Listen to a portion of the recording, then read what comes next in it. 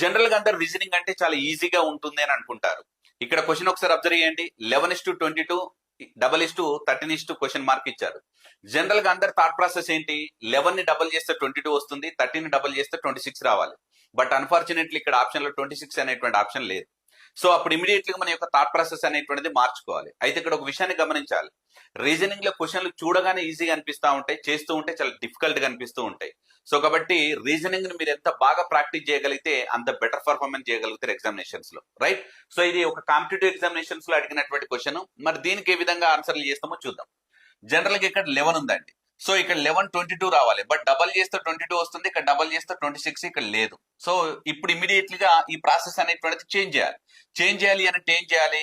11, right? So into ఇక్కడ చూడండి 11 plus అని అంటే 1 + 1, 1 + 1 ఎంత అండి? 2. సో 11 × 2 ఎంత అంటే 22, రైట్? సో సిమిలర్ గా ఇక్కడ 13 రాద్దాం. సో మరి 1 + 3 ఎంత అండి? 4. సో 13 4 ఎంత అంటే 52. Option C is the right answer. ఓకేనా? సో సిమిలర్ గా